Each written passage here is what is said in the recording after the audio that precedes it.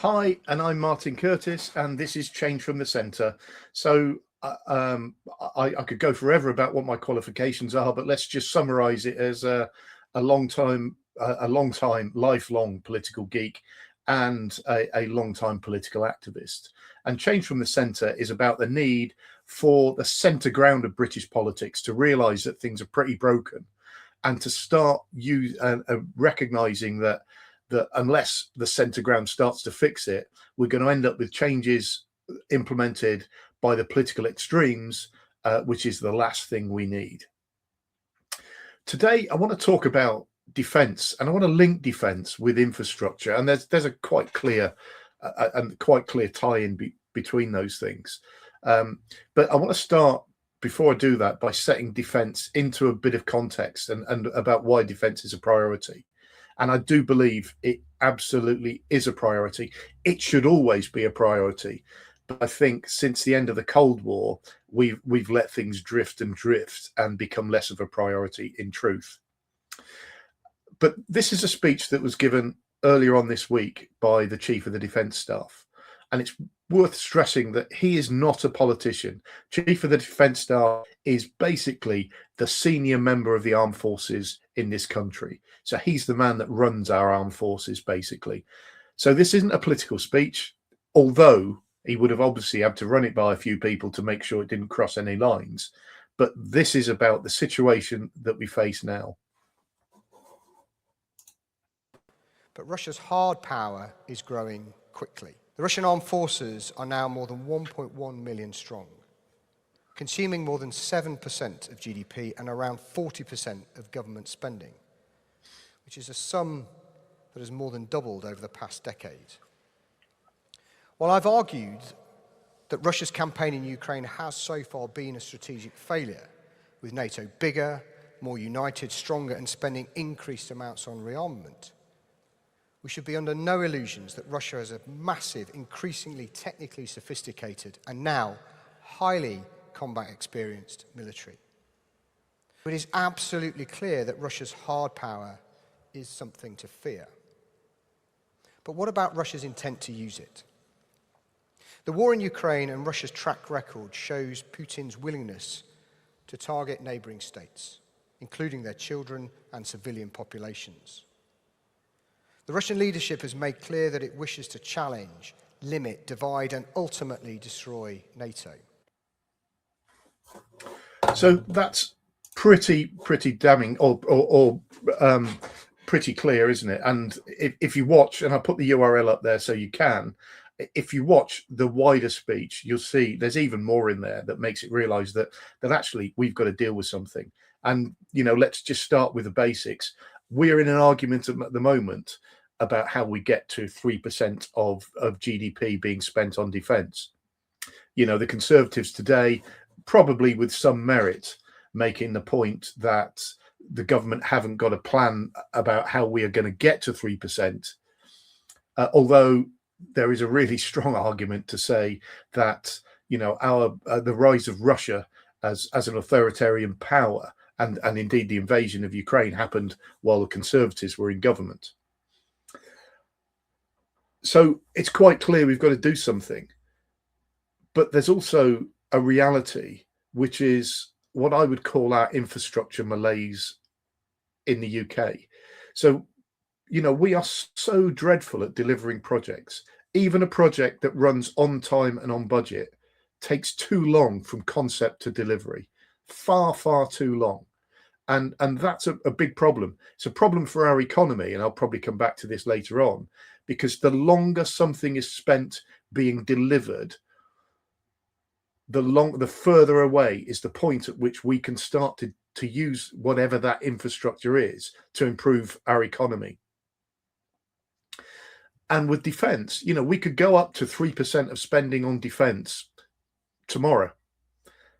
And what we would be doing is spending, using current methodologies, the next 10 years, putting concrete on the ground and building buildings, rather than using those buildings to create munitions, to create the greatest weapons in the world, as an example. So we need to do something different. And there's another point in that speech that reinforces this a little bit, where he talks about an organization that's predicted that there is a 16% chance of NATO being at war with Russia by 2027. Now, he doesn't say whether that's the beginning of 2027 or the end, but the end of 2027 from today is basically 2 years away. So whereas we're likely to be getting involved in projects that are going to take 6-7 years at best to deliver, in 2 years' time, we're going to need the outcomes of those projects.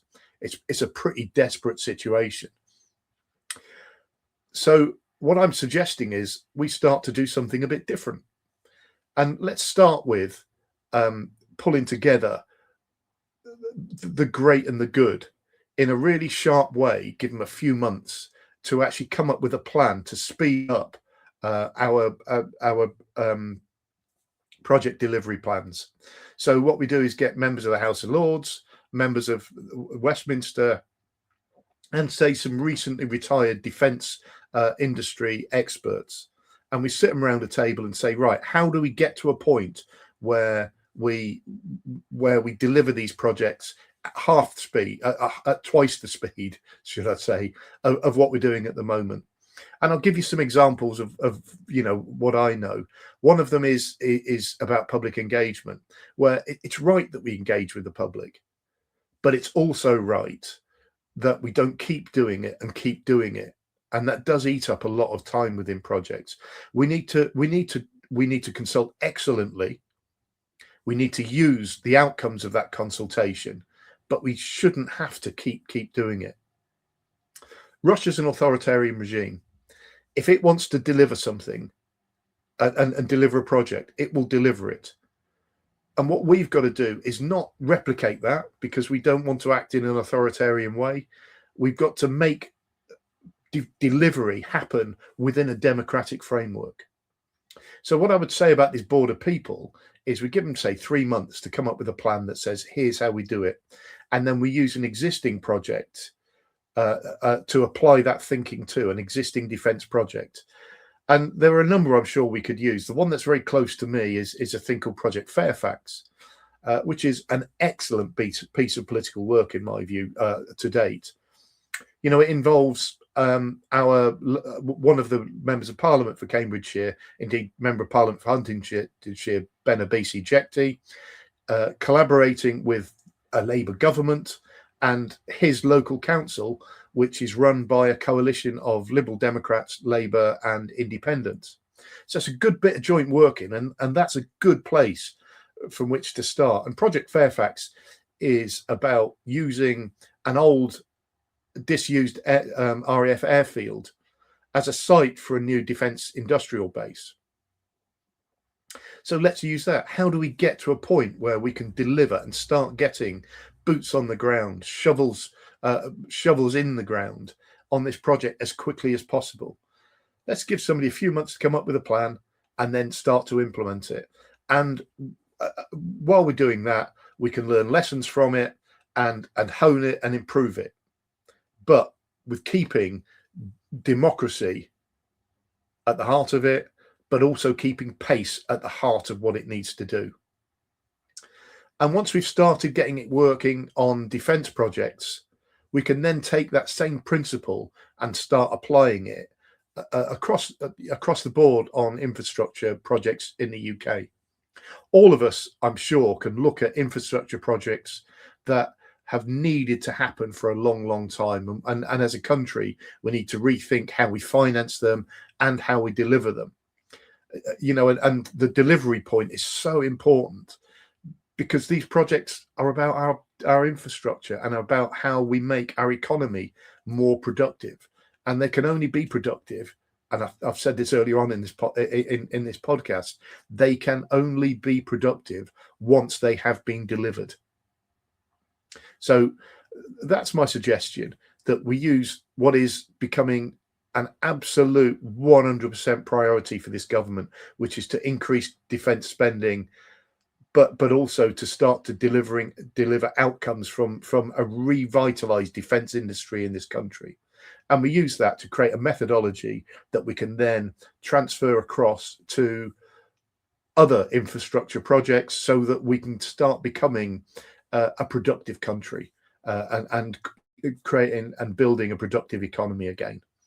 I don't think infrastructure is the only reason why our economy is unproductive. I think there's lots and lots of other issues, but it is a major factor. So I hope that's given you a bit of food for thought. And what I would say to you is, if you've liked what I've said, please like this post, please subscribe, and please also share, because unless people see it, they won't know about it, quite obviously. But I really appreciate your time. I really appreciate the fact that you've taken 11 minutes out of your day to actually watch this. Thank you very much.